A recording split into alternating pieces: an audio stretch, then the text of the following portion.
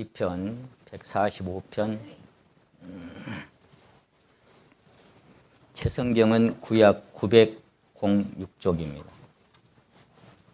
906쪽.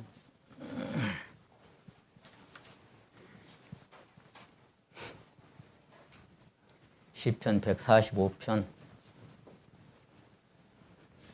1절로 끝절까지를 하나님께 우리가 자백 드린다 생각하고 교독하시도록 하겠습니다. 제가 1절 읽고 성도 여러분이 2절 읽으시고 그렇게 끝까지 교독하시겠습니다. 제가 먼저 1절 읽겠습니다. 왕이신 나의 하나님이여, 내가 주를 높이고 영원히 주의 이름을 송축하리이다.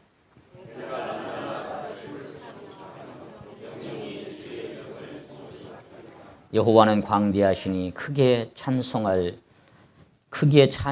것이라. 그의 광대하심을 청량치 못하리로다.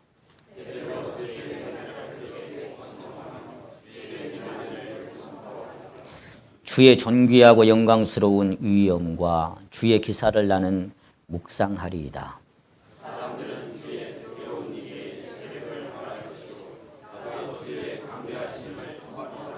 저희가 주의 크신 은혜를 기념하여 말하며 주의 의를 노래하리이다.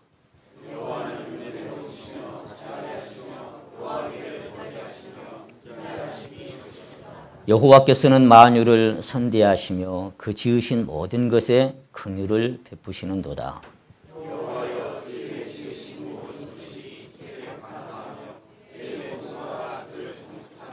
저희가 주의 나라의 영광을 말하며 주의 능을 일러서 주의 나라의 영광을 인생에 주의 나라는 영원한 나라이라.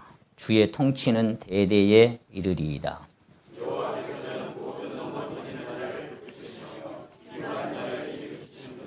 중생의 눈이 주를 앙모하오니 주는 때를 따라 저희에게 양식을 주시며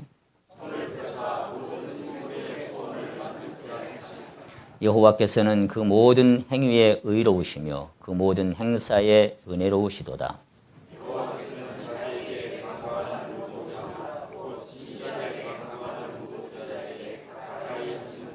저는 자기를 경외하는 자의 소원을 이루시며 또 저희 부르짖음을 들으사 구원하시리로다.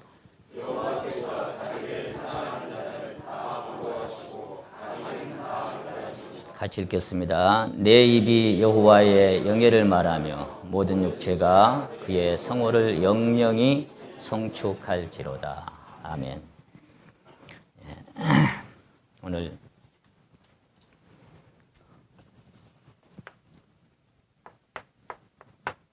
보상, 오늘 7번째 시간입니다. 이거는 보응이라고 하는 그 뜻도 함께 포함되어 있다는 것을 항상 기억하시면서 이 말씀을 들으시면 좋겠습니다.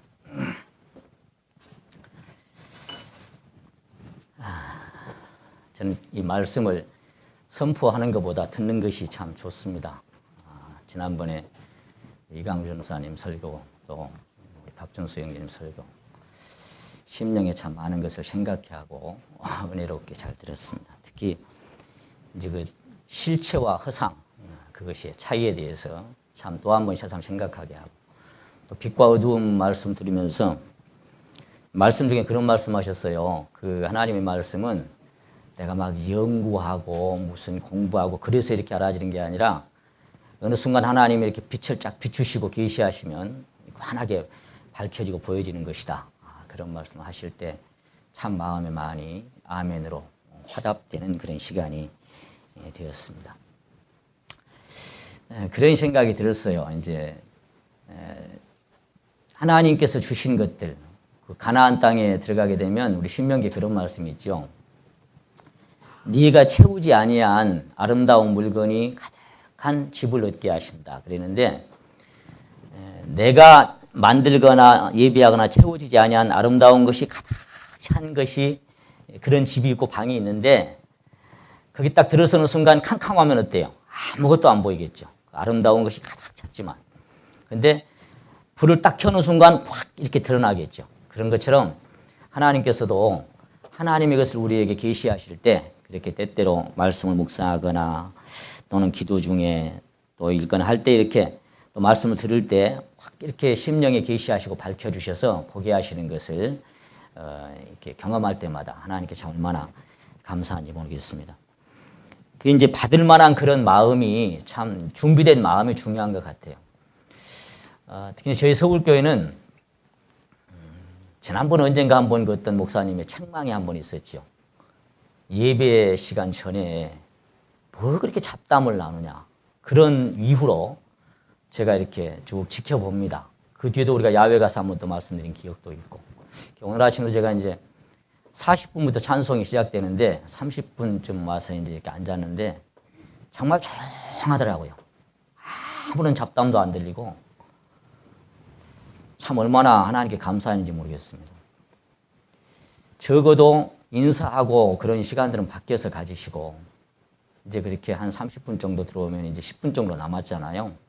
찬양 드릴 시간이. 그럼 그 시간에는 조용히 내가 지난 한 주간 살았던 것들을 한번 하나님 앞에 돌아보고 그리고 오늘 내게 무슨 말씀을 주실는지 기다리는 마음으로 잠잠히 마음을 가라앉히고 그리고 또 오늘 설교자가 누가 설교할지 모르지만 오늘 설교자의 심령에 하나님께서 하나님의 그 생명의 말씀으로 공급해 주시길 원합니다. 그런 마음으로 또 기도해 주시고 또 오늘 함께 예배에 참석하는 우리 성도님들의 심령을 위해서 모두 다 같이 하나님의 생명이 더 증가되는 또 빛이 증가되는 그런 시간이 되게 해 주십사라고 기도하는 그런 조용한 시간들을 성경은 경건에 이르기를 연습하라는 말씀이 있습니다. 적어도 예배 시간, 이제 인사 시간 따로 드리잖아요, 사회자가. 자, 이제 오늘 한 주간 살아오신 성도님께 인사드리겠습니다. 이런 시간을 따로 드리잖아요. 그때 해도 충분하고요, 밖에서 못 했으면. 그래서 이제 그 찬양 드리기 한 10분 전부터는 어떤 잡담 소리도 들리지 않고, 어떤 이야기 소리도 안 들리는, 정말 말씀을 기다리는 잠잠한 그런 그 묵상의 시간들이 진행되는 것을 제가 볼 때, 우리 서울교회 성도님들이 참 그 예배에 합당한 그런 마음들로 예비되어 있구나. 그렇게 제가 느낄 때 하나님께 참 많이 감사를 드렸습니다. 여러분도 같은 심정이시죠? 네. 오늘 이제 보상 7번째 말씀을 드리려고 합니다. 하나님 우리에게 선포케 하셔서 지금까지 선포를 하게 하셨습니다. 지난번에 이어서 이 다윗의 삶에 대해서 좀 더 살펴보기를 원합니다. 다윗의 마음은 또 그 사람의 삶은 항상 찬양으로 가득했습니다. 그는 자신뿐 아니라 이 땅의 모든 피조 세계가 함께 하나님께 찬양 드릴 것을 구원하고 있습니다. 하나님의 은혜를 입은 성도들은 물론이거니와 해와 달과 별들과 천사들까지도 어린아이와 노년과 남녀 모두에게도 하나님을 찬양 드릴 것을 제안하고 있습니다. 다윗은 사실은 이 찬양대에 직접 관여했고 또 명령하고 어떻게 찬양할 것을 지시하는 그런 내용이 참 많이 나와 있는데 여기를 잡으시고 역대상을 한 군데 찾아보시고 진행하겠습니다. 역대상 15장 거기 잡아두시고 역대상 15장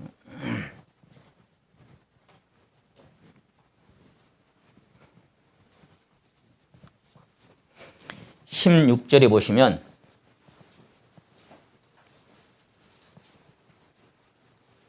자 16절만 같이 한번 읽어보시겠습니다. 시작.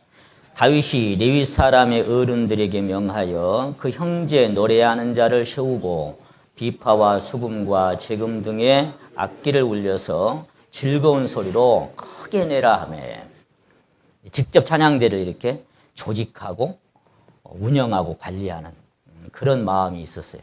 나 혼자만 하나님 찬양 드리는 게 아니라 이런 마음으로 하나님께 찬양을 드리라고. 어떻게? 노래하는 자들을 세워서 비파와 수금과 재금과 우리는 피아노 하나밖에 없어서 참 아쉽습니다만은 이제 그런 악기를 울려서 즐거운 소리로 크게 찬양을 드리라고 그렇게 부탁을 합니다.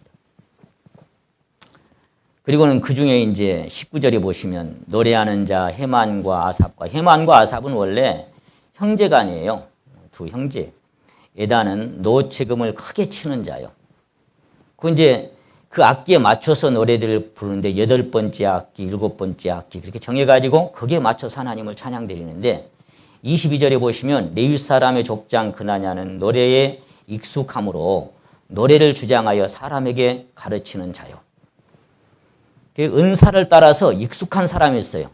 싸움에 익숙한 자가 44,760만이더라. 뭐 이렇게 그렇게 돼 있는데 또 찬송하기를 배워서 익숙한 자의 수요가 288명이더라. 익숙해지기까지는 아까 경건의 이길 연습하라 했던 것처럼 그렇게 익숙한 자를 통해서 연습하고 준비하고 그렇게 준비된 찬양대를 운영하게 했습니다. 이 찬양대는 몇 명이나 됐다 그랬어요? 23장 찾아봅니다. 역대상 23장.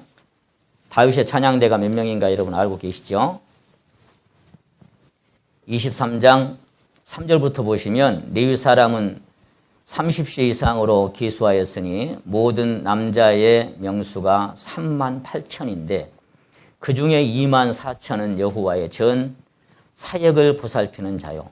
6천은 유사와 재판장이요. 4천은 문지기요. 4천은 다윗의 뭐예요? 찬양하기 위하여 지은 악기로 여호와를 찬송하는 자라. 그러니까 다윗의 찬양자가 몇 명이었다고요? 4천 명이었습니다. 이 4천 명이 그러니까 사실 뭐 인류 역사상 하나님을 찬양하는 찬양대 중에 어떻게 보면 가장 웅대하고 아름답고 잘 짜여진 그런 찬양대를 조직해서 하나님을 찬양 드리게 했던 것이 이 다윗의 심령이었죠. 고대 25장 한번 가보십니다. 25장 1절 다윗이 군대 장관들로 더불어 아삽과 헤만과 야삽을 기억해 두십시오. 이 사람은 시편 73편에 하나님께 실족할 뻔한 사람이었죠.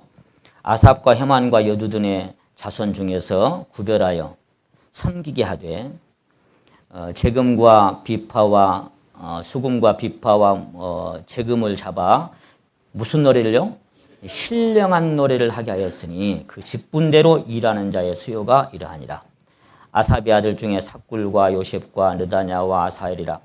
참 저는 이런 모습을 볼 때 얼마나 그 가정이 말하자면 그 목소리가 좀 유전될 수도 있잖아요. 그러니까 아삽의 형제간들도 그랬고 아삽의 아들들도 목소리가 참 좋았던 모양이에요, 하나님께. 그래서 이렇게 아들들과 함께 가족들과 함께 이렇게 찬양대에 속해서 마음껏 다른 일을 하지 않냐고 하나님만 찬양하는 그런 직분을 가진 그 가족은 얼마나 행복했을까. 그런 생각을 하게 됩니다. 또 우리 이제 서영재님 가정에 이렇게 피아노도 치고 찬양대에 서기도 하고 또 그런 가정들이 몇 있죠. 얼마나 아름다운지 모르겠어요. 3절에 보시면 여두둔에게 이르러는 그 아들 그달리아와 스리와 여사야와 아사 어쩌고 저쩌고 6사람 아들들이 또 가족들이 수하에 속하여 수금을 잡아 무슨 노래를? 신령한 노래를 여호와께 감사하며 찬양하며 그랬어요. 그러니까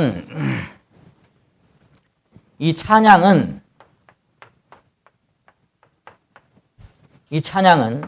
어디서부터 드린다고 되어 있어요? 마음의 감사함으로 하나님을 찬양하고 있는데 이 성경은 계속해서 제가 지난번에 말씀드렸죠. 성령의 충만을 받으라 그래놓고 시와 찬미와 신령한 노래들로 신령한 노래들이 있어요. 신령한 노래라는 건 뭘까요? 이 세상에 속하지 아니한 하나님을 예비하는 자는 신령과 진정으로 예비할지니라. 그 심령 깊은 곳에서 받은 은혜와 사랑이 막 솟구쳐 나와서 하나님을 찬양하는 찬양이 이 신령한 노래입니다. 이런 노래들을 계속 드리게 했는데 거기 5절에 보시면 이는 다 헤만의 아들들이니 나팔을 부는 자며 헤만의 아들도 굉장히 많았어요. 4절부터 보니까 해만은 하나님의 말씀을 받드는 왕의 선견자라. 하나님이 해만에게 14아들과 3딸을 주셨더라. 이들이 다 그 아비의 수하에 속하여 재금과 비파와 수금을 잡아 여호와 하나님의 전에서 노래하며 섬겼으며. 자, 정말 14아들, 3딸, 몇 남매요? 이 사람들이 다 하나님께 함께 찬양을 드리는 그런 직분을 맡았습니다. 7절, 8절을 같이 한번 읽겠습니다. 시작. 저희와 모든 형제 곧 여호와 찬송하기를 배워 익숙한 자의 수요가 288이니라. 이 무리의 큰 자나 작은 자나 스승이나 제자를 물어나고 일례로 제비를 뽑아 직분을 얻었으니. 특별히 익숙한 자들이 있고 그리고 찬양대 전체는 4,000명이었으니까 이런 모습으로 하나님을 찬양하는 이 다윗의 찬양대. 그러니까 그 앞에 인도하는 자가 어떻게 어떤 비전을 가지고 어떤 목표를 세우고 이 교회를 이끌어 가느냐에 따라서 그 교회가 달라지겠죠. 이 다윗의 마음에 있는 것이 찬양대에 배어들고 백성들에게 배어들어서 막 하나님만을 높이고 하나님께만 영광 돌려지는 그런 유대 민족이 됐어요. 하나님 얼마나 이 당시에 기뻐요. 가장 왕성했던 시대가 40년 다윗 왕 시대였죠. 그래서 가장 감사와 찬송이 넘쳐났던. 근데 그 찬송이 식어지고 감사가 식어지면서 나중에 이제 사사기로 전락하면서 정말 왕이 없어서 소견대로 행하는 그런 엉터리 같은 시대가 그들에게도 흑암기가 오고 말았지만은 우리 오늘 본문 말씀 145편 시편 다시 한번 보시겠습니다. 145편.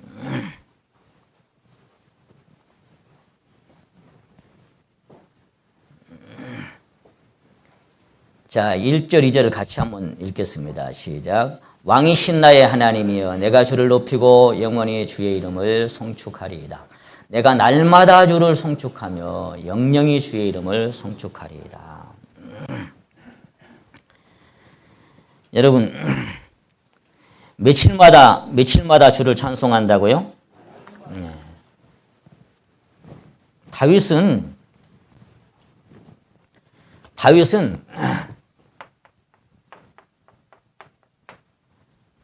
이 찬양을 날마다 드렸어요.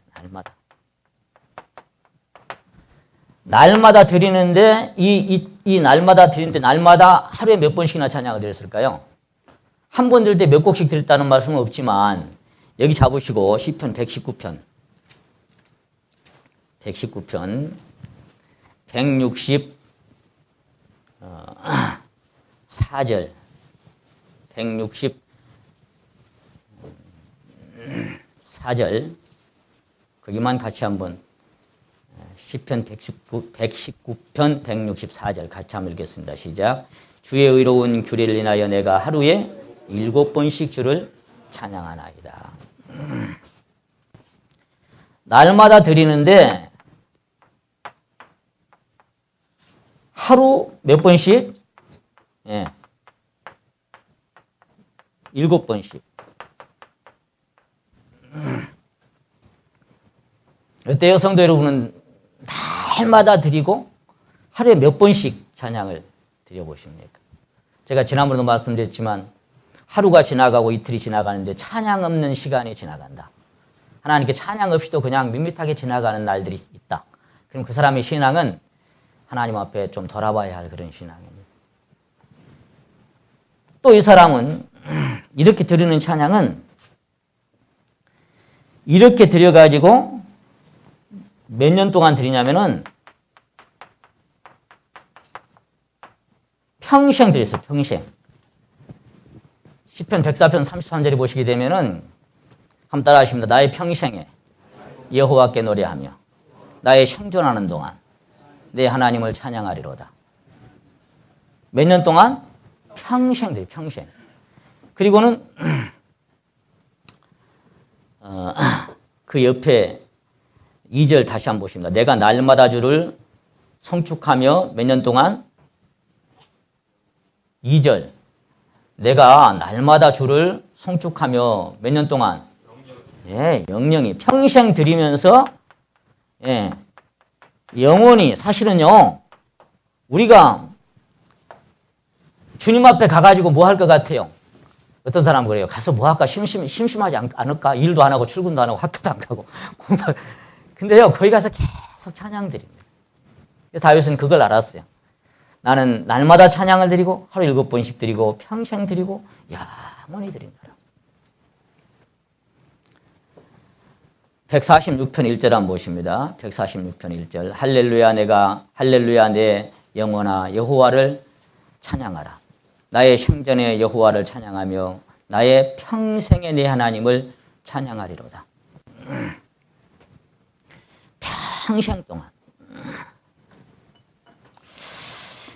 저는 우리 서울교회가 우리 서울교회 찬양대가 비록 뭐 몇 명 안 되고 사람 보기에는 좀 그렇지만 그러나 그 찬양대에 서시는 분들의 심령 안에 정말 자기 영혼 안에서 깊이 하나님을 이렇게 찬양 드리는 그런 모습이 감지될 때마다 우리 찬양대 하나님 모실 때 참 아름답겠다. 참 귀히 받으시겠다. 그런 생각을 하게 됩니다. 또 우리 교회는 이제 매월 마지막 주 수요일, 마지막 주일날 또 특별히 하나님께 찬양 드리는 시간을 갖잖아요. 이제 어떤 분들은 그냥 예배에는 이렇게 참석을 드리는데 찬양 예배 때는 뭐 오늘 찬양 예배인데 안 가도 안 돼? 이런 마음을 가지신 분들이 계시더라고. 천만의 말씀이에요. 어떤 예배 시간보다도 그 예배 시간 참 중요한 시간입니다. 그 시간은 온전히 우리가 같이 하나님께 다 드리는 시간이에요. 감사 바구니, 찬양 바구니에 담아서 하나님께 막 요구하는 시간이고 막 영광, 존귀 돌려드리는 시간인 거예요. 그 시간만큼은 이런 예배 시간보다도 더 참여할 수 있는 마음이 있어야만이 하나님을 사랑하는 마음이에요. 근데 오늘 뭐 찬양 예배니까 안 가도 안 돼? 누가 그렇게 말씀하셨어요? 누가 그렇게 생각합니까? 저는 그래서 우리 김용감 형제님 사실은 여러분 다 아시겠지만 뭐 찬양을 얼마나 많이 연습을 하시는가 모르겠어요. 그 찬양 이렇게 배우려고 한 달에 한 곡씩 몇 곡씩 신청곡 올라가면 자기가 인도를 해야 되니까 수요일 밤에. 그러니까 못하니까 막 몇 번 들어보시면 난 때로는 깜짝 놀래. 나는 청년들이나 잘하는 찬송들을 막 그 7번째 악에 맞춰서 뭐 8번째 맞춰서 막 잘 학식 익숙하게 보면 남 모르는 그 노력의 시간들이 많이 있었구나. 그걸 제가 느낄 때마다 참 감사를 드리고 개인적으로 고마운 생각이 듭니다. 또 이제 그 매월 마지막 주일날 예배 끝나고 찬양 우리 찬양대장 또 그 곡을 선별을 잘 해오셔가지고 또 함께 이렇게 드리는 그런 시간마다 또 하나님께 얼마나 또 감사되고 또 배워지는 그런 시간이 되는지 모르겠습니다. 여러분, 우리는 지난번에 말씀드린 것처럼 뭐 얼마나 우리가 하나님께 드릴 게 있습니까? 뭘 잘해서 뭐 우리가 얼마나 하나님께 뭘 우리 노력으로 행동으로 얼마나 뭐 드릴 거 있어요? 드릴 것은 감사와 찬양밖에 우리가 감사로 제사를 드린 자가 하나님을 영화롭게 하는 자라 그러는데 그래서 우리 서울교회가 이렇게 함께 찬양을 드리고 또 이제 특별히 우리 이규 형제님도 찬양에 대한 은사를 또 갖고 있어가지고 난 아무리 그 율동해도 잘 안 되는데 어제도 우리 연습하는데 우리 며느리 애기가 아버님은 뭐 어떻게 한다더라 막 그래가지고 내가 쫑꼬 먹었어요. 근데 그렇게 또 찬양, 어려운 찬양들도 소화해낼 수 있도록 다 우리가 또 함께 했잖아요. 그래서 이제 수양회 가시면 또 우리만 드리는 게 아니라 뭐 중부 지역 장년회 때 또 수양회 때 우리가 함께 이렇게 하나님께 감사드리는 시간. 아이고, 얼마나 또 그게 또 감사한지 모르겠어요. 또 그런 형제를 우리 안에 두시고 동역하게 하시고. 그래서 온 교회가 하나님께 심령으로부터 우리 삶 속에서 날마다 막 찬양 드려지는 그런 시간들이 된다는 것이 얼마나 하나님께 감사한지 모르겠습니다.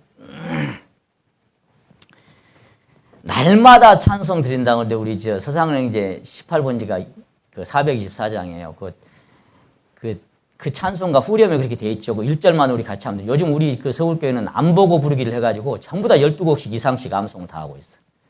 424 1절만 우리 같이 한번 암송 드리면 시작. 나의 생명 되신 주님 앞에 나아갑니다. 주의 흘린 보혈로 정케하사 받아주소서. 날마다 날마다 주를 찬송하겠네. 주의 사랑의 줄로 나를 굳게 잡아 매소서. 이게 기도입니다. 기도. 주님의 사랑의 줄로 나를 꼭 묶어 매 주십시오. 자, 그래서 그 날마다 하나님을 찬양한다고 찬양을 이렇게 드려놓고 찬양이 없는 날들이 지나가 버리면 어째요? 우리 오늘은 저 뒤에 우리 기현이 형제도 와서 앉아 있는데 정말 그 악기들을 좀 많이 배워가지고 저도 막 좀 배우고 싶은데 시간이 없어가지고 그래서 은사가 따로 있는가 보다 제가 잘 못 배우고 있습니다만은 우리 전국 찬양대전 하모니카로 막 지난번 수양회 그 준비 모임 가니까 하모니카로 반주를 해가지고 찬양을 부럽더라고. 나도 한번 배우고 싶은데 이게 배워질란가 뭐. 기타도 배우고 싶고 막 다 해보고 싶어요. 그런데 아휴 이제 나이는 들고 우리 청춘들 기회가 있을 때 많이 배워서 가장 악기로 하나님께 감사드리는 그런 시간이 됐으면 참 좋겠습니다. 시편 147편 그 옆에 한번 보십니다. 1절에 한번 보십니다. 거기도 같이 1절 한번 드립니다. 시작. 할렐루야 우리 하나님께 찬양함이 선하며 찬송함이 아름답고 마땅하도다. 하나님께 찬송 드리는 것이 너무너무 합당하고 마땅한 일이다. 그건 당연한 일이다. 148편 1절 한번 보십니다. 할렐루야 하늘에서 여호와를 찬양하며 높은 데서 찬양할지어다. 그의 모든 사자에 찬양하며 모든 군대에 찬양할지어다. 해바라 찬양하며 광명한 별들아 찬양할지어다. 하늘이 하늘도 찬양하며 하늘의 물들도. 그러니까 여기 전체가 다 아까 제가 서두에 말씀드린 것처럼 자기뿐만 아니라 피조 세계의 모든 것들이 하나님을 찬양하기를 제안하고 그렇게 다윗은 원했어요. 다 하나님을 그렇게 찬양했으면 좋겠다. 149편에 보시면 할렐루야 무슨 노래가 있어요? 예, 새 노래로 여호와께 노래하며 성도의 회중에서 찬양할지다. 왜 새 노래예요? 겉사람은 후패하나 우리의 속은 날로 새로우니까 날마다 새로운 찬양이 새로운 노래가 내 안에서 솟아날 수 있는 그것이 날마다 새로운 그런 마음들입니다. 150편 1절 할렐루야 그 성수에서 하나님을 찬양하며 그 권능의 궁창에서 그를 찬양할지어다. 그의 능하신 행동을 인하여 찬양하며 그의 지극히 광대하심을 쫓아 찬양할지어다. 자, 끝까지 같이 읽겠습니다. 나팔 소리로 찬양하며 비파와 수금으로 찬양할지어다. 소고치며 춤추어 찬양하며 현악과 퉁소로 찬양할지어다. 큰 소리 나는 제금으로 찬양하며 높은 소리 나는 제금으로 찬양할지어다. 호흡 있는 자마다 여호와를 찬양할지어다. 할렐루야. 여러분 우리가 그 하나님께 찬양 드리는 데는 아까 마음의 감사함으로 그랬는데요. 마음에 사실 이 다른 것들이 끼어 있으면 이게 하나님 그 찬양을 드리기 합당치 않은 그런 마음들도 있을 수가 있습니다. 말하자면 개인적으로야 환난을 당하고 고난을 당하고 아픔을 당할 수도 있어요. 여러 가지 어려운 형편과 사정을 만날 수도 있습니다. 크고 작은 시련과 풍파를 만날 수도 있습니다. 그럴 때도 그 속에서 드릴 수 있는 찬양이 따로 있죠. 큰 풍파 일어나는 것 세상 줄 끊음 일세 하고 찬양을 드립니다. 어두운 그날 닥쳐도 찬송을 쉬지 마세. 어떤 상황에서도 우리가 나의 마음에 수심 구름 가득하게 덮이고 슬픈 눈물 속절없이 흐를 때 저는 그 찬양이 한동안 제 찬양이었어요. 그래서 그런 상황에서 찬양을 드릴 수 있는 찬양이 얼마든지 있지만 우리가 한 가지 중요할 건 뭐냐면은 만일에 어떤 형제 자매들이 내 마음에서 미움이 있고 시기 질투가 있고 원망과 불평이 가득하고 그런 마음으로는 찬양을 드리면 하나님 기쁘게 받으시겠습니까? 이건 찬양은 하나님께 드린 예배인데 자, 여기 잡아두시고, 시편 잡아두시고, 여러분 잘 아시는, 마태복음 5장, 한 군데 보시겠습니다. 마태복음 5장.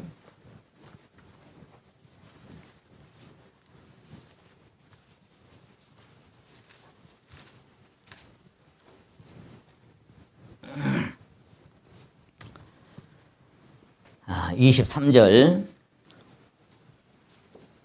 24절을 같이 한번 읽겠습니다. 시작. 그러므로 예물을 제단에 드리다가 거기서 네 형제에게 원망 들을 만한 일이 있는 줄 생각나거든 예물을 제단 앞에 두고 먼저 가서 형제와 화목하고 그 후에 와서 예물을 드리라. 그러면서 이제 거리낌에 대해서 25절에 말씀하셨습니다. 그 마음에 송사하는 것이 있고 하나님이 비춰주신 버려야 할 것들이 있고 때로는 죄들이 있고 쏟아내서 하나님 앞에 정리하고 내려놔야 할 것들이 있는데 그런 것들을 가득 담고 복잡하고 욕심과 탐욕과 음란과 정욕과 세상의 것들을 가득 담고 또는 형제자매 시기하고 질투하고 원망하고 불평하고 미워하는 마음이 있고 또 형제자매 아닐지라도 다른 사람도 마찬가지. 그런 것들이 마음에 쌓이는데 그것을 그대로 놔놓고 할렐루야. 뭐가 할렐루야? 하나님 받으시겠어요? 그래서 하나님께 마음껏 감사로 찬양드리는 그런 나날이 지속되려면 여러분 적어도 이런 찬양의 시간들이 하나님께 드려지고 사는 사람들은 내 마음에 하나님의 빛이 비추사 어둠에 거리끼는 모든 것들이 하나님 앞에서 제해지고 먼저 하나님께 자백되어지고 형제 자매 간에도 조금이라도 원망 들을 것이 있으면 먼저 가서 그 놔놓고 예물 놔놓고 미안합니다. 내가 참 생각해 보니까 제가 참 부족했습니다. 제가 잘못했습니다. 용서하십시오. 이렇게 먼저 사과하고 화목하고 그리고 나서 하나님께 이렇게 드리라. 그걸 그대로 쌓여놓고 어떤 형제자매가 나 원망하고 있고 미워하고 있고 막 서로 이렇게 얽혀있는데 그 중에서 막 할렐루야 하나님 위선자로 봅니다. 그렇게 하면 안 됩니다. 먼저 해결하고 그리고 나서 하나님께 마음껏 찬양드리는 그런 시간들이 우리에게 주어지게 하시기를 원합니다.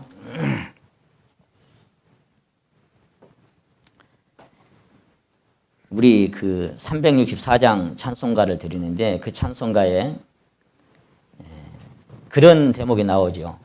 내 일생 소원은 늘 찬송하면서 주께 더 나가기 원합니다. 내 일생 소원은, 꿈에도 소원은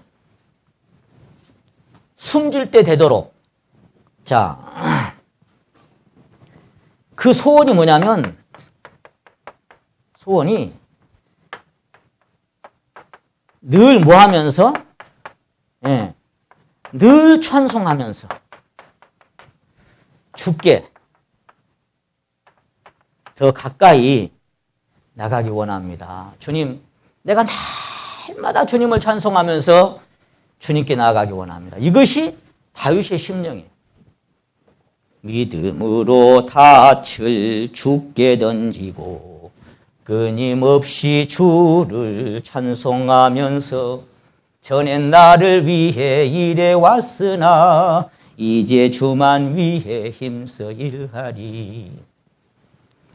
이 찬양은 그 488장에 보면 2절에 그런 대목이 나옵니다. 내 영혼의 햇빛 비치니 그거 보면은 내 마음에 노래 있으니 주 귀를 기울이시고 그것을 받으실 것이다. 그렇게 나오는데 내 심령에 노래가 있고 찬양이 있으면 주님은 그것을 이렇게 받으시기 원하고 그게 입술로 옮겨질 때 입술에 열매가 되는 것입니다. 자, 그래서 날마다 항상 드리는 찬송, 늘 찬송하는 사람. 그 544장 1절 우리 같이 한번 드려봅니다. 시작. 잠시 세상에 내가 살면서 항상 찬송드리다가 날이 저물어 오라 하시면 영광 중에 나아가리. 열린 천국문 내가 들어가 세상 짐을 내려놓고 빛남멸유관 받아 쓰고서 주와 함께 다스리리. 잠시 세상에 내가 살면서 며칠마다 항상 찬송 드리다가, 아까 뭐라 그랬어요? 끊임없이 주를 찬송하면서. 그러니까 이 신앙이 사실 많은 어떤 지식을 알고 많은 이론을 알고 그리고 그 지식과 이론으로 무장해서 살아가는 신앙은, 지식은 어떻게 하는 것이다? 교만하게 하는 것이다. 하나님을 아는 지식에서 자라가라고 하는 것은 정말 하나님과 나서 일대일의 관계에서 생명의 주님을 실체가 되도록 직접 경험하고 살아가는 신앙은 우리가 성장을 하게 되고 내 자신이 비춰지는데, 그냥 지식으로만 되는 신앙들은요, 하나님 받으십니까? 신앙이 아니에요. 하나님은 순전한 마음으로, 진실한 마음으로 그렇게 하나님께 마음껏 찬양드려요. 어린아이처럼 늘 그렇게 하나님께 찬양드리는 그런 삶을 하나님은 원하시는 것입니다. 405장 마지막 절에 4절에 거기서 우리 영원히 주님의 은혜로, 그 다음에 하세요. 처럼 밝게 살면서, 그 다음에 주 찬양하리라. 거기서 뭐예요? 우리가 가서 뭐 할 거예요? 해처럼 밝게 살면서 다 하나님, 거기서 심심해서 어떻게 살아? 그래. 다 영원히 하나님 찬양하고 사는 거예요. 영원히. 영화 높게 시온 성문 들어가서 다닐 때 흰 옷 입고 황금길을 다니며 금거문고 맞추어서 새 노래를 부를 때 세상 고생 모두 잊어버리리. 나의 주를 내가 그의 곁에 서서 배울 때, 심령에서 영화롭게 시온 성문 들어가서 다니면서 금고문고 맞추어서 새 노래를 부르는 곡을 우리가 마음에 한번 그려보세요. 찬양은 하나님께 감사가 되면 계속 하나라도 내가 드리려고 막 떠오르면 찾아보기도 하고 또 드려보고, 그러다 보면 나도 모르게 막 하고 외워지죠. 세상 사람 날 부러워 아니하여도 하늘나라 천군 천사 날 부러워해. 영원토록 누릴 영화 생각할 때에 할렐루야 찬송이 어떻게 나요? 저절로 나네. 저절로 나와. 저절로 막 이렇게 나와지는 것이 주님의 생명의 성령 안에 뿌리를 내리는 사람들의 심령입니다. 우리 사랑하는 성도 여러분, 여러분의 심령이 우리가 다윗만큼은 못할지라도 정말 하나님께 찬양 안 드리는 날이 하루도 없는 그런 날들로 다 자기 찬양이 있죠. 자기 찬양. 12곡씩은 기본으로 다 암송하고 계시죠. 다 자기 찬양이 있을 거예요.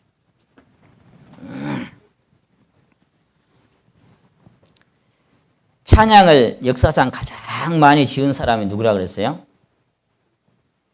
하니 크로스비 여사입니다. 이 사람은 태어날 때부터 소경이었어요.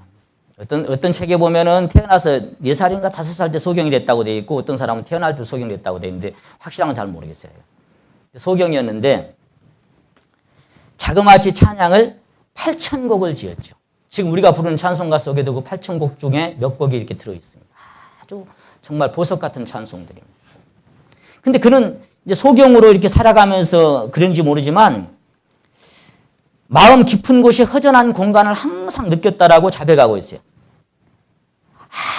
아무리 채우려고 해도 채워지지 않은 결핍된 공간이 자기 안에 있었다라고 그는 그렇게 자백합니다.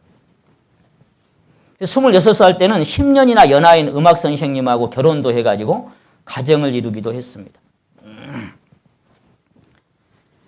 그래서 이런 것 저런 것 세상 것으로 이렇게 채워져 보는데 그 심령 속에 결핍된 그 깊은 공간은 결코 메워지지 않았다라고 자꾸 간증합니다. 그래서 환희는 자기 속에 느껴지는 공허함으로 인해서 항상 외로움과 고독함과 슬퍼함이 혼자 있는 시간이 많았어요. 물론 뭐 소경이니까 누구하고 자주 뭐 그런 이제 그래서 늘 혼자 있으면서 주님을 이렇게 생각하고 묵상하고 인생의 덧없음을 이렇게 번뇌하는 그런 시간을 많이 가졌습니다. 30살이 될 때까지 시를 쓰기도 하고 시집도 발간하고 하면서 맹인학교에서 교사 역할을 맡기도 하면서 살아갔지만 내부의 공허함은 점점 더 커졌더라고 자백하고 있습니다. 그러던 어느 날 감리교 부흥집회에서 말씀을 듣다가 마지막 날 찬송가 가사 한 줄기에서 밝은 빛을 탁 꺼졌어요. 그게 어떤 찬송인가 하니까 아이삭 와치가 작시한 138장 만왕의 왕 내 주께서 그 찬송을 딱 들이다가 그 찬송가 한 줄기에서 공허한 빈 공간에 빛으로 가득 채워진 그 결핍된 공간이 차고 넘칠 만큼 충분하게 채워지는 것을 경험하게 됩니다.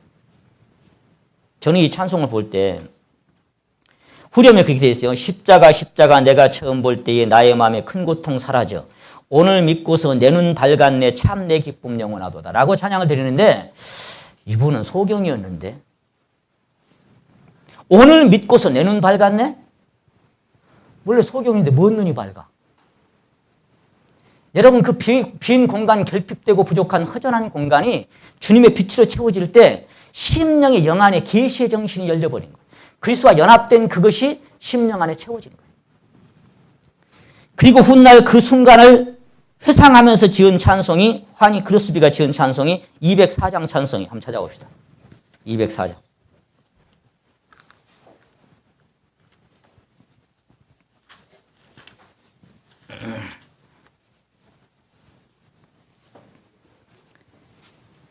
예수로 나의 구주 삼고 성령과 피로써 거듭나니 이 세상에서 내 영혼이 뭘 누립니까? 하늘의 영광 누리도다.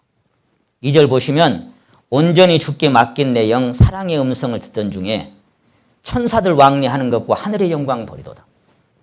소경으로 일생을 살았던 사람의 심령 안에 이 가사가 막 이렇게 솟아난 거예요. 천사들 왕래하는 것이 보이고 하늘의 영광이 보이는 거예요. 우리 마지막 절만 같이 한번 드려봅니다. 시작. 주와 내 기쁨 누림으로 마음의 풍랑이 잔잔하니 세상과 나는 간 곳 없고 구속한 주만 보이도다. 이것이 나의 간증이요 이것이 나의 찬송일세.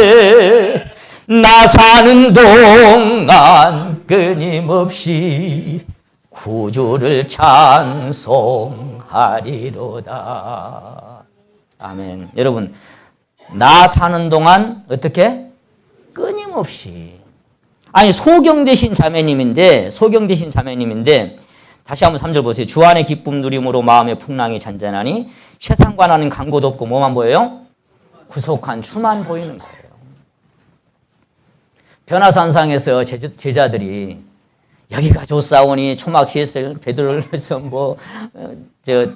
일리야를 위해서 주님을 위해서 그러는데 그 순간 갑자기 주님의 영광만 다 다른 것이 다 보이지 않고 오직 주만 보이더라 그랬어요. 오직 주만. 그런 심령이 이 환희 크로스비 심령 안에 가득히 밀려왔던 것입니다. 그는 주님이 결핍된 빈 공간을 채워주는 그 순간을 이 찬송가로 작시하면서 화답했습니다. 하나님, 나는 내 심령에 주님의 영광을 보게 됩니다. 그는 그 순간 가슴 가득 밀려오는 빛과 사랑을 주체할 수가 없어서 벅찬 기쁨으로 하나님께 찬양하고 또 찬양했습니다.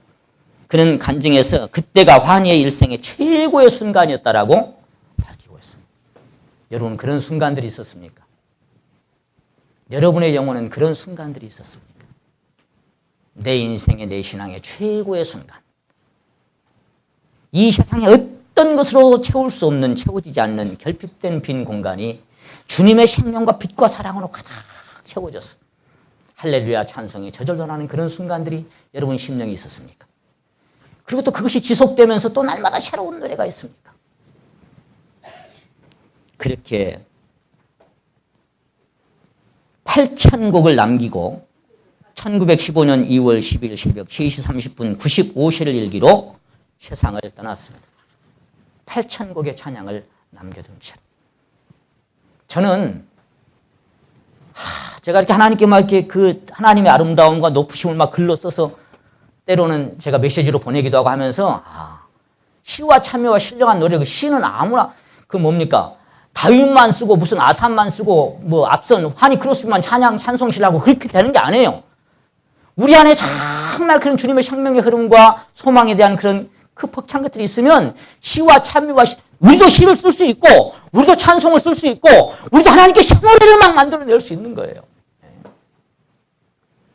그래서 그냥 이렇게 틀에 맞춰진 그게 아니라 아주 자유롭고 풍성한 그런 찬양이 저와 여러분의 심령 안에 늘 있기를 원합니다. 다윗이 하나님께 드린 모든 것은 언제나 마음을 다하고 힘을 다한 것들이었어요. 시편 119편 1절에 보시면 내가 전심으로 여호와께 감사합니다. 86편에 보시면 시간상 제가 안 찾고 말씀드립니다. 한번 따라 하시면 내가 전심으로 주를 찬양합니다. 찬양을 드리는데 항상 이 다윗은 말이에요. 전심이었어요. 전심. 전심으로 내가 감사합니다. 전심으로 내가 찬양합니다. 전심으로 내가 지킵니다. 전심으로 내가 순종합니다. 전심으로 내가 규례를 따릅니다. 그러니까 그냥 성경은 하나님 뭘 원하셔요? 나눠지는 걸 받지 않으시죠. 우리 심령에 나눠지는 걸 받지 않아요. 마음을 오로지 하는 것, 마음을 다하는 것, 전심으로 드리는 것, 이게 하나님이 아름답게 받으시는 것들입니다. 섞여진 거 말고. 그래서 내가 전심으로 하나님께 감사합니다. 내가 전심으로 찬양합니다. 전심으로 지킵니다. 내가 주님의 법을 내가 전심으로 내가 사랑합니다. 도대체 어떤 심령이었길래 이렇게 하나님을 섬길 수가 있었을까요? 부럽지 않습니까? 나도 그렇게 하나님을 섬기고 싶은 갈망이 없습니까? 나도 다윗처럼 그런 심령으로 하나님을 나도 그렇게 영원히 주님만을 찬송하고 내가 살고 싶은 그런 갈망이 여러분 안에 없습니까? 오늘 일요일이니까 또 교회 가야 되고 수요일 예배 드려야 되고 그것이 아니라 내가 어디에 있든지 일평생 언제 어디서나 늘 그런 심령이 여러분 안에서 솟아나지기를. 내가 전심으로 주께 부르짖나이다. 내가 전심으로 주의 은혜를 구합니다. 내가 전심으로 주를 찾았습니다. 내가 전심으로 주의 법을 지킵니다. 내가 전심으로 주님을 찾습니다. 이런 다윗의 자백이 계속됩니다. 나는 마음을 다해서 내가 하나님을 찾습니다. 주님은 그렇게 말씀하셨죠. 여호와의 너는 온 땅을 두루 감찰하사 전심으로 자기를 향하는 자에게 능력을 베푸시나니. 다윗에게 주님의 생명이 계속 흘러서 새롭게 할 수밖에 없어요. 왜? 약속이거든. 전심으로 하나님을 향하는 자에게 내가 능력을. 바라볼 것이 없어요. 주님밖에는 바라볼 것이 없어요. 마음을 다시 내가 오직 주님만을 바라보는 거예요. 내 눈이 항상 여호와를 앙망하면 내 발을 그물에서 벗어나게 하실 것이므로 계속 주님을 앙망하고 바라보고. 주님은 사람의 중심을 살피십니다. 하나님은 외식을 싫어하십니다. 포장하는 것 싫어합니다. 사람의 시선을 의식하고 사람에게 보이려고 하는 것을 외식이라고 말씀하셨습니다. 하나님은 그런 것들을 거부하십니다. 춤추면 미친 사람처럼 뛰놀지라도 미갈이 그거 말하다가 평생 얘기를 못 가졌죠. 그래서 찬송은 꼭 내가 악을 잘 맞춰서 하면 더 좋겠죠. 근데 어제 우리가 이렇게 찬양 율동 드리다가 우리 이경경이 그랬어요. 조금씩 다 틀려도 다 매력이 있네요. 그런 대로 합시다. 맞아요. 군인이니까 우리가 뭐 딱 맞춰가고. 이렇든 저렇든 마음에서 감사를 하나님 받으시니까 사람 앞에 드리는 게 아니니까. 물론 잘 맞춰서 하면 더 좋겠지만 조금 틀릴지라도 그것이 마음에서 정말 우리가 하나님께 드리는 평소의 심령과 삶이 연장되는 것이 우리의 무대냐.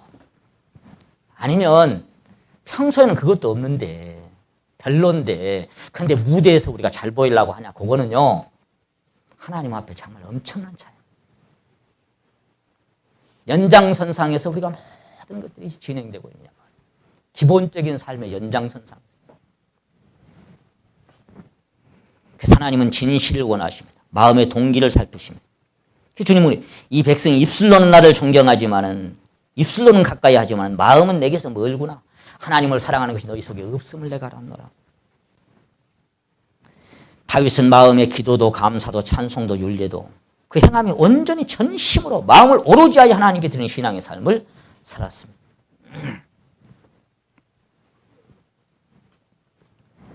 하나님이 주신 은혜가 동기가 되어서 주님을 누구보다 사랑한 시편 18편에 보시게 되면은 다윗의 자백이 이렇게 나오죠. 한번 따라 하십니다. 나의 힘이 되신 여호와여, 내가 주를 사랑하나이다. 주님, 내가 주님 사랑합니다. 베드로가 고백합니다. 내가 주님을 사랑하는 줄 주님 아시지 않습니까? 그 찬송 들으면 참 많이 웁니다. 내 구주 예수를 더욱 사랑 엎드려 비는 말 들으소서. 그 다음에 뭐예요?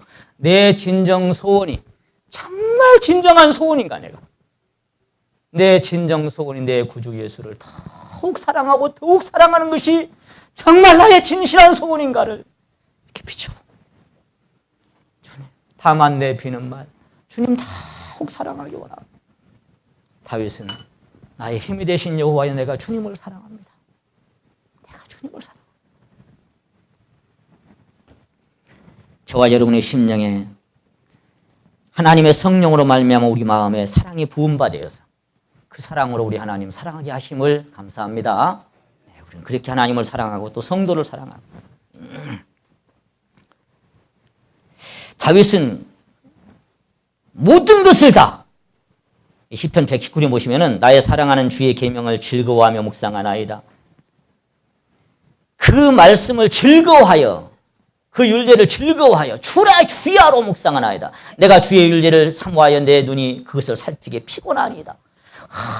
얼마나 그게 사랑이었으면은 눈이 피곤하고 새벽이 되고 밤이 돼도 그것을 살피고 또 살피고 눈이 피곤하고 감사하는 그런 것이 다윗의 심장이었습니다. 내가 주의 법을 어찌 그리 사랑하는지요, 내가 그것을 종일 묵상하나이다. 저는 이런 표현을 볼 때마다 가슴이 뛰어요. 주님을 사랑할 뿐만 아니라 주님의 말씀과 규례를 내가 어떻게 그렇게 사랑하는지 모르겠습니다. 내 마음에서. 주님, 내가 그것을 종일토록 묵상하는 거 주님 아시죠? 오늘 몇 장 봐야 되니까 봅니까? 물론 그렇게라도 봐야지. 내 입에 꿀보다 달아서 살펴도 그것이 가슴에.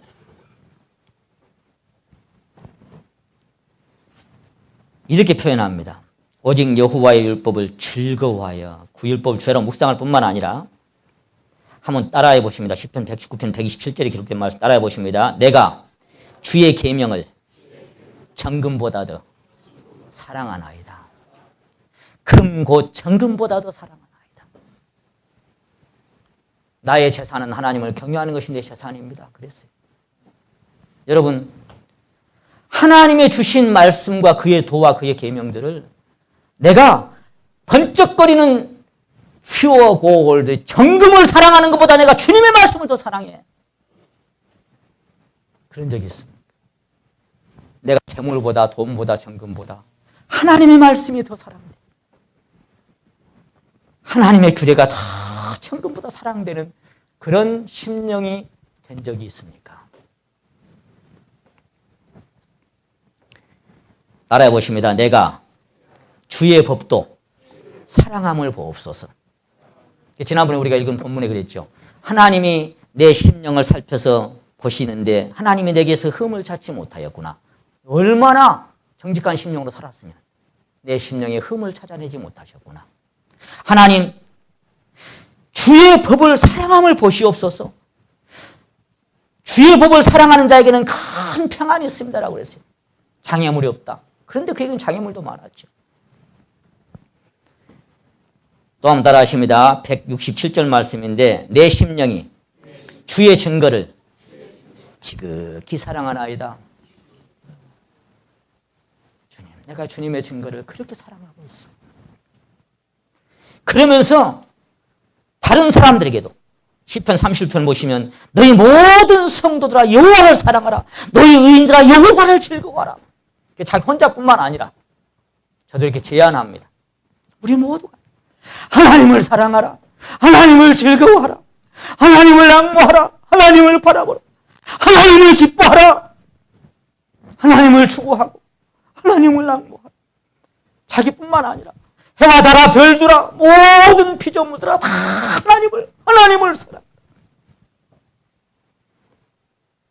그렇게 해봤자 듣는 사람들이 너나 사랑해라 그러면 할 수 없지만 우리는 오늘 왜 이런 다윗의 심령을 비춰보고 계십니까?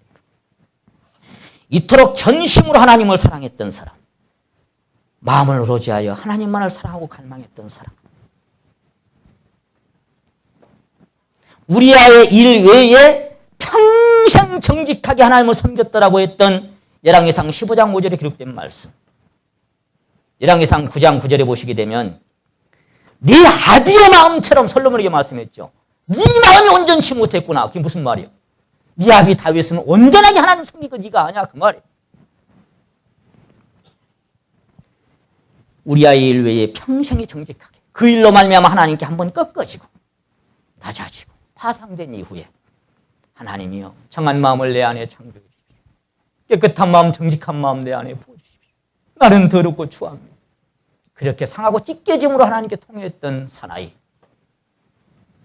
베드로처럼 하나님께서 내 흐름을 찾지 못하셨다고 할 만큼 의롭고 자비하고 완전하게 행했던 사람, 오죽하면 하나님의 마음에 합한 사람이라고 영광스러운 칭호를 받았던 다윗, 하나님의 거룩한 성전을 사모하여 그 전을 건축하기 위해서 사유재산 모든 것을 통틀어서 완벽하게 성전을 짓도록 준비했던 사나이, 사울의 옷자락을 살짝 뵌 것만으로도 양심의 고통을 느꼈던 깨끗한 양심, 자신을 죽이려고 쫓아다니던 사울이 죽었다는 소식을 접하고 종일 금식하면서 옷을 찢고 슬퍼하면서 울었던 사람. 나 같으면 속이 시원하겠어. 그렇게 못 죽여서 원수가 잡아 죽이려고 쫓아다니는데 어느 날 죽었다는 소식을 들었어. 속된 말로 그럴 줄 알았어. 그래야 되는데 옷을 찢고 괴로워요. 하나님의 용사들이 옆으로 죽구나. 그대죠 하나님. 금식하면서 슬퍼해. 이런 사람이 다윗이 양심이었어요. 그리스도께서 다윗의 위를 쫓아나셨고 그리스도는 그렇게 말씀하셨죠. 다윗의 뿌리, 다윗의 씨, 바로 그리스도의 길이 다윗의 길이었어요. 그 족보를 통해서 육신으로는 다윗의 혈통에서 나셨고 성결의 영으로는 죽은 자 가운데 지키죠. 육신으로는 다윗의 그 그리스도의 혈통 안에 골격을 차지했던 한 사나이. 다윗의 열쇠를 가졌다라고 기록될 만큼 그 그리스도의 핵심의 멤버로 기록된 사나이. 메시아 탄생 계보의 근간이 된 사람. 아브라함과 다윗의 자손 예수 그리스도라. 그렇게 하나님의 마음에 합했던 사람. 제가 지금 드리려고 하는 말씀의 핵심은 뭐예요? 제목이 뭐라고요? 그런 사람에게 하나님은 무엇으로 보상해 줬냐 이 말이에요. 하나님은 그런 사람에게 뭘로 보상해 주셨을까요? 우리는 그 사람의 신앙의 몇 프로 정도나 우리가 반영되고 있습니까? 내 심령과 삶 속에. 그런 우리가 우리 어떤 행위를 가지고 하나님께 뭘 받으려고 이토록 진실하고 아름다운 사람 다윗의 삶은 왜 그토록 파란만장했을까요? 왜 그래도 고난과 아픔과 눈물이 많았을까요? 그는 누구보다도 눈물의 사람이었습니다. 시편 39편 12절에 보시면 주여 내가 눈물을 흘릴 때 잠잠하지 마십시오. 또 이렇게 기도합니다. 주께서 나의 눈물을 주의 병에 담아. 옛날에 그 네로, 로마의 네로가 자기 눈물을 이렇게 병에다가 그랬죠. 우리 영화에 보면. 다윗도 주여 내 눈물을 병에다가 담아 보십시오. 내가 눈물을 얼마나 많이 흘린 사람인지 아십니까? 그런 얘기. 시편 102편에 보시면 한번 따라하십니다. 나는 채를 양식같이 먹으며 나의 마심에는 눈물이 섞였나이다. 다윗의 자백 속에는 얼마나 괴로운 일이 많든지 채를 하도 뒤집어 써가지고 음식에 채가 맨날 섞여 있어. 그리고는 먹는 음식마다 우리 세상에 그런 말 있죠. 눈물에 젖은 빵을 먹어보지 않은 인생과는 인생을 농하지 말아라. 예? 다윗이 만약에 그런 눈물과 고통과 애통함이 없는 사람이라면 우리에게 무슨 교훈을 줄 것이 남아있겠습니까? 그 세상에서도요, 꺾어져 보고 부서져 보지 않고 파상되지 않은 크리스천들은 아무것도 배울 게 없어요. 얼마나 도도하고 육체를 신뢰하고 자만하고 거만하고 높아하는지 당당합니다. 그런 사람들에게는 그리스도가 흘러나오질 않아요. 나올 게 별로 없어요. 근데 우리 안에는 다들 상처가 있고 눈물이 있고 아픔이 있고 고통이 있어요. 심령 깊은 곳에 끊이지 않은 기쁨과 즐거움이 저희의 곡식과 새 포도주의 풍성함보다 더하는 기쁨이 내 안에 있지만 우리의 삶 속에 끊임없는 풍랑이 있는 것은 왜 그래요? 우리는 그리스도의 길을, 다윗의 길을 내가 걷고 있기 때문인 것입니다. 그래서 나의 마심에는 눈물이 섞였습니다. 뭘 마시려고 하니까 그냥 눈물이 섞여 있어요. 맨날 여기. 그런 나를 지내본 적이 있습니다. 이론이면 다 아무것도 아닙니다. 이론은 누구나 할 수 있어요. 실제로 그런 자리에 내가 가본 적이 있습니다. 시편 6편 6절에 이런 말씀이 있습니다. 내가 탄식함으로 곤핍하여 밤마다, 한번 따라 하십니다. 밤마다 눈물로 내 침상을 적시며 내 침상을 띄우며 내 요를 적시나이다. 이렇게 되어 있어요. 눈물에 뭐가 떠다닌다고요? 침대가 떠다녀. 눈물에. 내가 얼마나 눈물을 많이 흘렸으면 내가 눈물로 침상을 띄우고 내가 깔고 자는 요가 눈물로 축축하게 다쳤습니다. 하나님. 그래서 때로는 괴로워서 하나님, 내가 비둘기처럼 날개가 있으면 막 날아가 쉬고 싶고 내가 광야에 올빼미처럼 되었고 때로 지붕 위에 외로운 참새처럼 내가 홀로 있습니다. 외로운 참새 같습니다. 지붕에 밤중에 홀로 앉아서 짹짹거리는 참새 어느 놈이 쳐다봅니까? 지 혼자 거기서 울든지 말든지. 하나님, 나는 밤중에 지붕에 혼자 앉아오는 외로운 참새 같습니다. 내가 괴로웠어. 눈물로 내가 침상을 띄웁니다. 왜?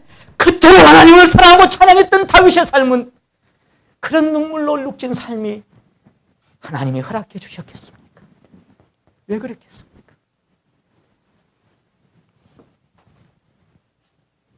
제가 자주 드리는 찬송이 그거예요. 이 고난 인생이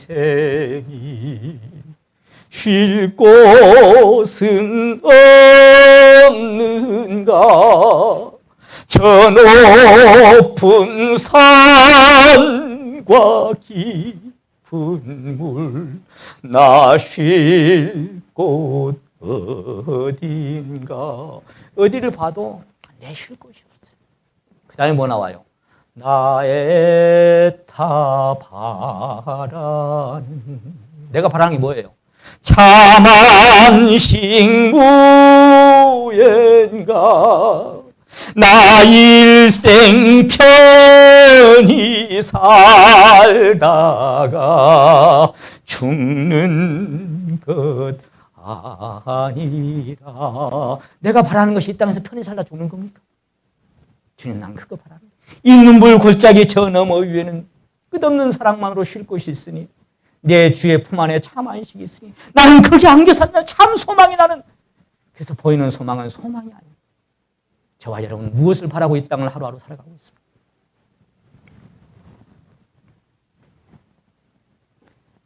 거듭 말씀드립니다만 만일 다윗의 삶에 고난이 없었다면, 그의 심령의 고통과 아픔에 눈물이 없었다면 우리는 그를 통해 아무것도 얻을 수가 없습니다.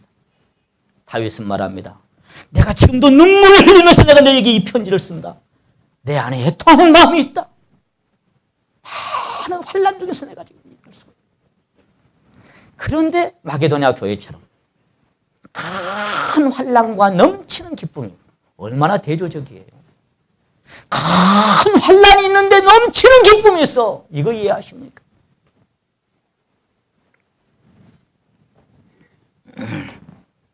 그도 오늘 우리처럼 때때로 그렇게 힘들고 고통스러운 때들이 있었던 것입니다. 이것을 통해서 다윗은 시편 119편 보시겠습니다. 시편 119편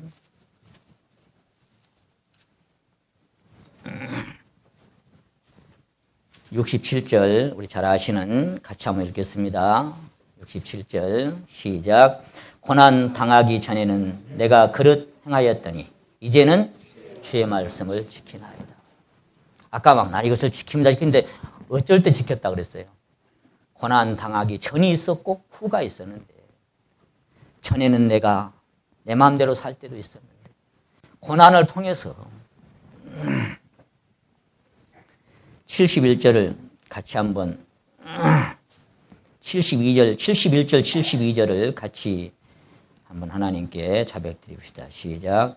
고난당한 것이 내게 유익이라. 이로 인하여 내가 주의 율례를 배우게 되었나이다. 주의 입의 법이 내게는 천천 금은보다 승하니이다. 고난당하기 전에는 근데 고난당한 것이 내게 이제 유익입니다. 내가 그것 때문에 많은 것을 배웠습니다. 그래서 저도 종종 하나님 앞에 엎드릴 때면 하나님 내게 이렇게 그런데 그 이면에 하나님께서 보게 하시고 계시해 주신 것들이 이렇게 밀려올 때면 어둠이 내려야 비로소 별을 볼 수 있다는 그 선진들의 자백이 무엇인지를 깨닫게 됩니다. 대낮에는 안 보여요. 화날 때는 안 보여. 내리고 어둠이 짙어지면 별빛은 밝게 덮인다. 이런 사람이 자백했던 것이 66편이에요. 찾아봅시다. 66편. 그래서 이 말씀이 아무나 자백한 게 아니에요. 66편 10절 말씀. 하나님이여 주께서 우리를 시험하시되 우리를 단련하시기를 은을 단련함 같이 하셨으며 이걸 당해본 적이 있는 사람이 이게 내 말씀인 거예요. 우리를 끌어 그물에 들게 하시며 무슨 얘기예요? 도망가고 싶은데 걸렸어요. 대추나무 연 걸리듯이 꽁꽁 걸려가지고 얽히고 설키고 못 벗어나겠어. 누가 그렇게 했냔 말이에요. 누가. 우리를 끌어 그물에 들게 하시며 어려운 짐을 우리 허리에 두셨습니다. 괴로워. 허리에 그 어려운 짐들을 둬서 12절을 같이 읽겠습니다. 시작. 사람들로 우리 머리 위로 타고 가게 하셨나이다. 우리가 불과 물을 통하였더니 주께서 우리를 끌어내사 풍부한 곳에 들이셨나이다. 이것이 다윗의 고난 끝에 얻은 간증입니다. 그냥 얻어진 간증이 아니고 그냥 이론이 아니고 실제. 우리가 오늘 말씀하시는 실체예요. 실체. 사람들이 머리 위를 밟고 다니니 얼마나 수치스럽고 창피하고 사람들 앞에서 자존 상하고 머리를 밟고 다녀. 딴 데도 아니고 머리를 밟아버려. 얼마나 그 자존이 꺾어지고 부서지고 파상되겠어요. 그런 고통 속에서 나와 보니까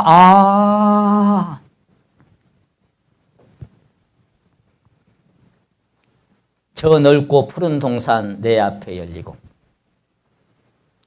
그 검은 구름 거쳐 새하늘 보이는 그 자리로 나아가는 것입니다.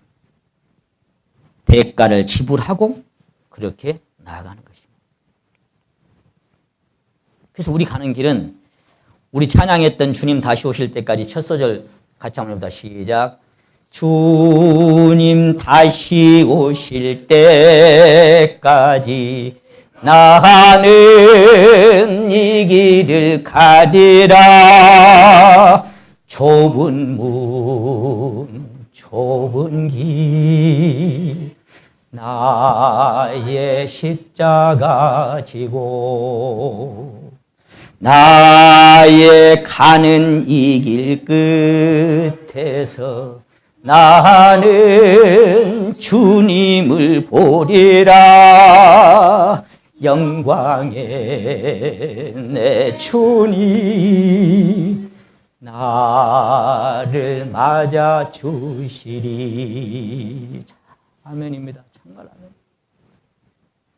좁은 문, 좁은 길을 나는 나의 십자가를 짊어지고 날마다 나를 부인하고 주님의 가신 그 길을 주님과 함께 그 자취를 따라서 가는 것이 내가 가는 길입니다. 이 땅에서 걷는 길이, 내가 걷는 길이 이런 길을 가는 사람. 그래서 레리 크랩 우리 선배님 얘기했던 것처럼 혹자는 이렇게 질문합니다. 당신 혹시 인생을 편안하게 살기 위해 하나님을 이용하고 있지는 않습니까? 입으로는 하나님을 사랑한다 말하면서도 사실은 당신의 삶의 질을 향상시키는 것에 하나님을 이용하고 있지는 않습니까? 만일 당신의 삶이 축복으로 채워진다면 당신은 그것을 더 증가시키기 위해서, 그것을 지켜내기 위해서 하나님을 따르고 하나님을 더 의뢰할지도 모릅니다. 그러므로 하나님보다 자신이 더 우선이고 하나님은 다만 자신을 위해 존재할 뿐일지도 모릅니다. 제가 지난번에 우리 청년회 교제할 때 그런 말씀 드렸어요. 우리 청년 형제자매들은 교회를 오는 동기가 순수하냐? 하나님을 섬기는 동기가 정말 순수하냐? 하나님 그 마음의 동기를 살피십니다. 하나님도 섬기고 신앙도 하고 그것 때문에 내가 예쁜 사람도 찾아서 내가 장가도 가고 시집도 가고 내 정욕도 채워가고 청년의 정욕을 피하고 깨끗한 마음으로 오직한 마음으로 주님을 섬길 기회가 청년 때밖에 없는데 나누지 않은 마음으로 청년 때부터 엉뚱한 거 섞여지는 그런 마음으로 교회 오고 가냐. 제가 그렇게 말씀드린 적이 있습니다. 하나님은 섞여진 거 원치 않습니다. 동기를 보십니다. 무엇 때문에 하나님을 섬기십니까?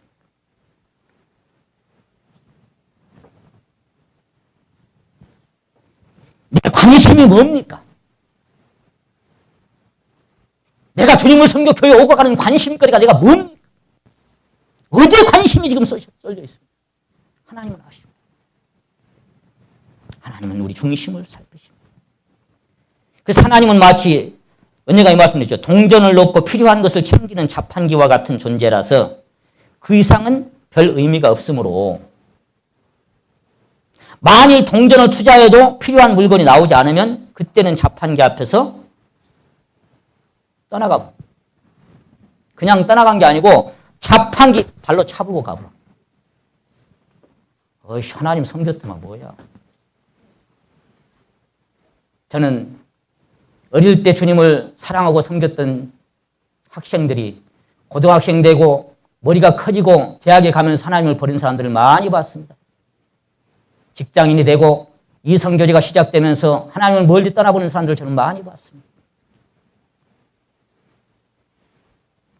내 필요한 것을 얻기 위해서 하나님을 이용하고 있어. 그리고 내가 원하는 거 별로 안 되니까 교회 안 나와버려. 자판기 바로 차버려. 에이씨. 우리가 과연 그렇게 하나님을 섬기고 있지는 않는지.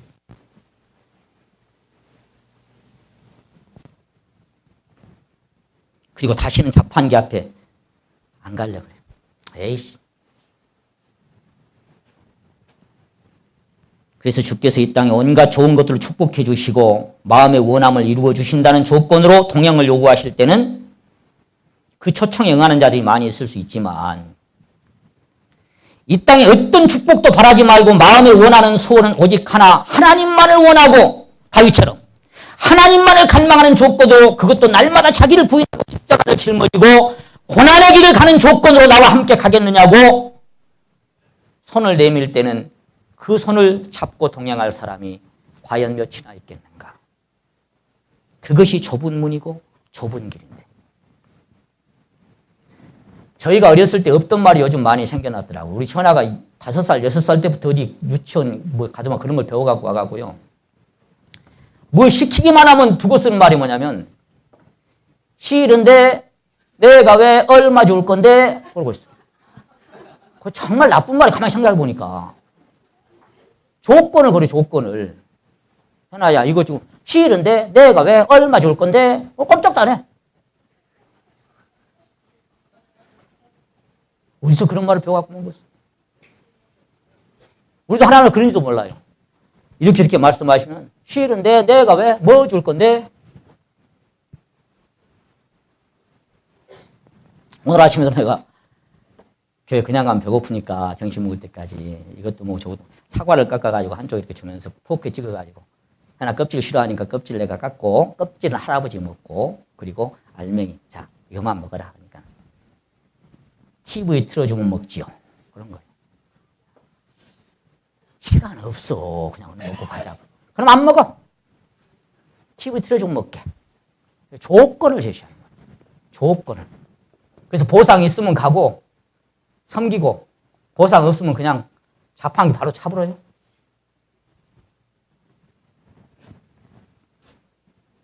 여러분 지난번에 수양회 때 말씀드린 것처럼 하박국의 자백이 무화과나무가 무성치 못하며 포도나무에 열매가 없으며 감람나무에 소출도 없고 밭에 식물도 없고 우리의 양도 없고 외양간에 소도 없고 아무것도 내게 주어진 게 없는데 나는 주님 한 분만으로 인하여 기뻐하고 주님 한 분 때문에 나는 즐겁습니다. 그래서 수많은 사람들이 하나님 주시옵소서 이루어 주시옵소서 하고 있는데 하나님이 이렇게 내다보시면서 이 중에 혹시 나만 원하는 사람 없냐? 그랬을 때 저는 아무것도 바라지 않습니다. 저는 주님 한 분만을 원합니다. 그렇게 손들 수 있는 사람들이 우리 모든 서울교회 성도님들이시기를 갈망하십시다. 기도합시다.